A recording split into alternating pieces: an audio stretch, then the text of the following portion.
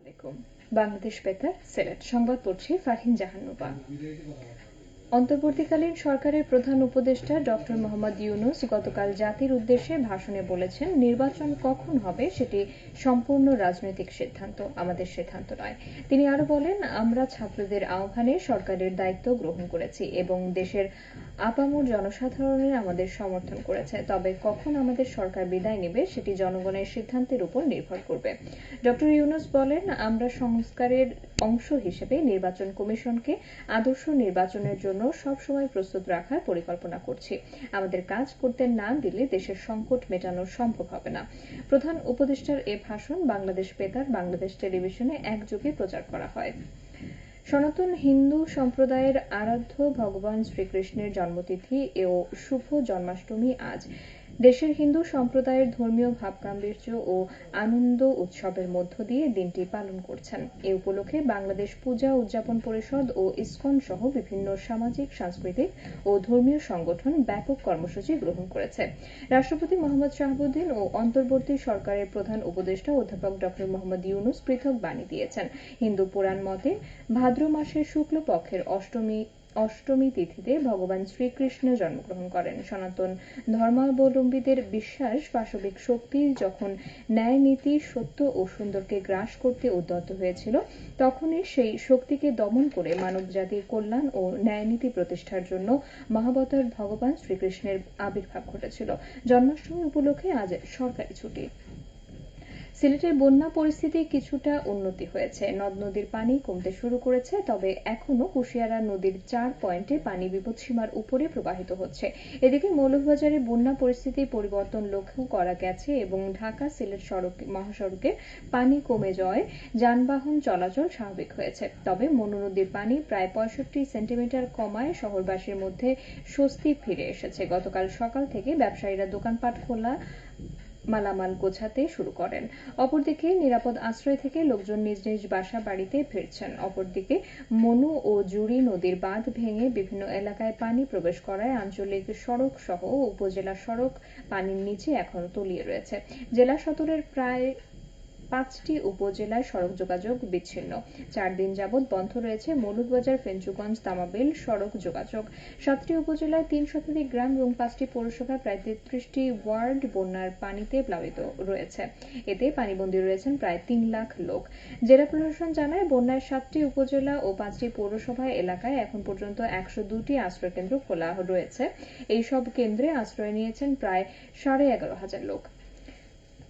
বন্যার্তদের মধ্যে বিতরণের জন্য আরও 726 মেট্রিক টন চাল ও নগদ 45,000 টাকা বরাদ্দ দেওয়া হয়েছে। এছাড়া বিভিন্ন রাজনৈতিক দল, পেশাজীবী ও সামাজিক সংগঠন, বৈষম্য বিরোধী শিক্ষার্থী ও সেনাবাহিনী পানিবন্দী লোকজনকে উদ্ধার, ত্রাণ সামগ্রী বিতরণ করছেন। তাছাড়া সেনাবাহিনীর নিজস্ব তত্ত্বাবধানে বন্যার্তদের মধ্যে স্বাস্থ্য সেবা প্রদান করা হচ্ছে।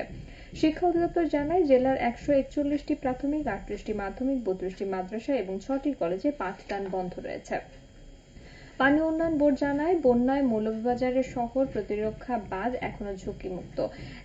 শেষ খবর পাওয়া পর্যন্ত মনু নদীর পানি জেলা শহরের চাঁদনীঘাট ব্রিজে বিপদসীমা 24 সেন্টিমিটার, জুড়ি উপজেলার ভবানীপুরে জুড়ি নদীর পানি বিপদসীমার 170 সেন্টিমিটার এবং সদর উপজেলার শেরপুর পয়েন্টে কুশিয়ারা নদীর পানি বিপদসীমার 4 সেন্টিমিটার উপর দিয়ে প্রবাহিত হচ্ছে।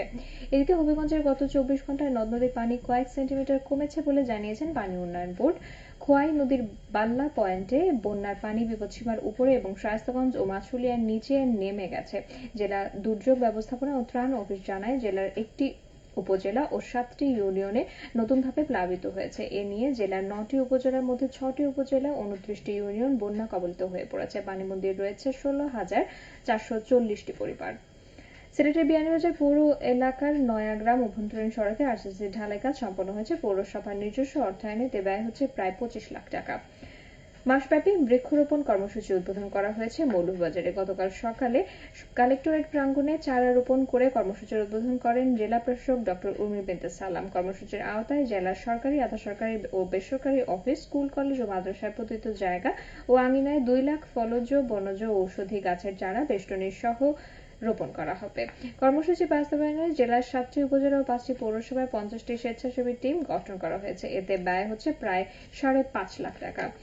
জেলা গ্রিন প্ল্যানেট সোসাইটি এবং এনজিও সংস্থা ব্র্যাক যৌথভাবে এই উদ্যোগ নিয়েছে। মৌলভীবাজার কোমলগঞ্জ পৌরসভার বন্যায় ক্ষতিগ্রস্ত 1000 পরিবারের মধ্যে 10 কেজি করে চাল বিতরণ করা হয়েছে। গতকাল সকালে পৌরসভা প্রাঙ্গণে প্রধান অতিথি হিসেবে উপস্থিত থেকে এসব চাল বিতরণের কার্যক্রম উদ্বোধন করেন পৌর প্রশাসন মেহনাজ ফেরদৌস।